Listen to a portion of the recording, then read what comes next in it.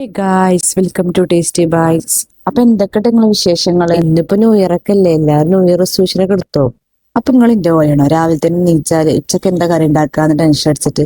അപ്പൊ നിങ്ങൾ വീട്ടിൽ പച്ചക്കറി ഒന്നും ഇല്ലാത്ത ദിവസങ്ങൾ, പച്ചക്കറി മീനോ അങ്ങനെ ഒന്നുമില്ലാത്ത ദിവസങ്ങളാണെങ്കിൽ ഉണ്ടല്ലോ, നിങ്ങളെ വീട്ടിൽ മുരിങ്ങന്റെ മരം ഉണ്ടെങ്കിൽ അതിന് കുറച്ച് ഇല പറിച്ചു പോകുന്നുള്ളൂ. നമ്മക്ക് പരിപ്പ് മുരിങ്ങയും പാടുള്ള ഒരു കറിന്റെ റെസിപ്പി നോക്കിയാലോ? ഇന്നബ്ബാ. അപ്പൊ അതിന് വേണ്ടിട്ട് നമുക്ക് മുരിങ്ങന്റെ ഇല ഓരോന്നിട്ട് ഊരിയെടുക്കാം.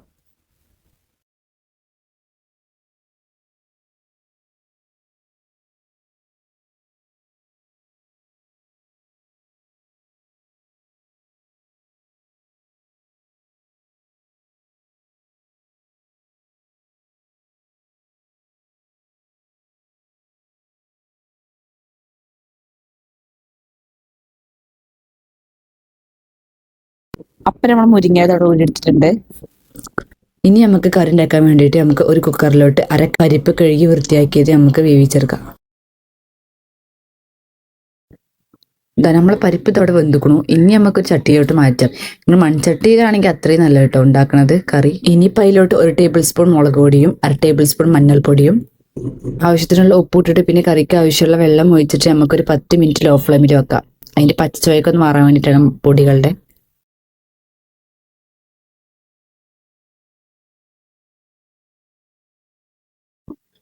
അപ്പൊ കറിക്ക് വേണ്ടിയിട്ടുള്ള തേങ്ങാരപ്പിന് വേണ്ടിയിട്ട് ഞാൻ അരക്കപ്പ് ചിരവിയ തേങ്ങയും പിന്നെ 1/4 ടീസ്പൂൺ നല്ല ജീരകവും ഇട്ടിട്ട് നമുക്ക് മിക്സിയിൽ ഒന്ന് അടിച്ചെടുക്കാം.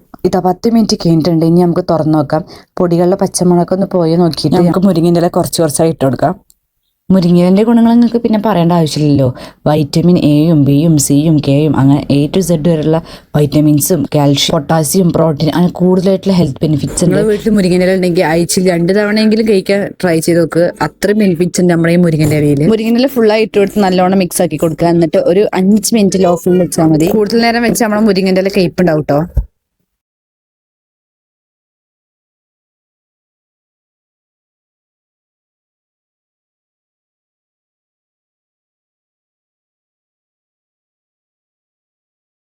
മുരിങ്ങ തടവ് വന്നിട്ടുണ്ട്. ഇനി നമുക്ക് ആ തേങ്ങ അരപ്പം ഒഴിച്ചെടുക്കാം. എന്നിട്ട് തിളച്ച് കഴിഞ്ഞാൽ നമുക്ക് സ്റ്റൗ ഓഫ് ചെയ്യാം.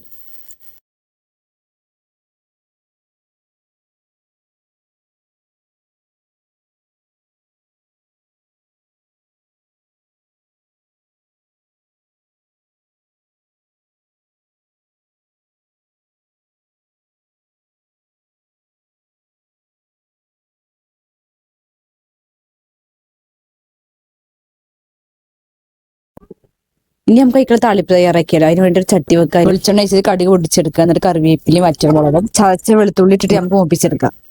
ഇനി താളിപ്പ് നമ്മൾ നേരത്തെ മാറ്റി വെച്ചാൽ കറിയിലോട്ട് വെച്ചാൽ നമ്മൾ മുരിങ്ങയില കറി തവിടെ റെഡി ആയിട്ടുണ്ട്. അപ്പൊ നിങ്ങൾ മറക്കാൻ ട്രൈ ചെയ്ത് നോക്കിയാൽ താഴെ ഫീഡ്ബാക്ക് അറിയിക്കല്ലേ.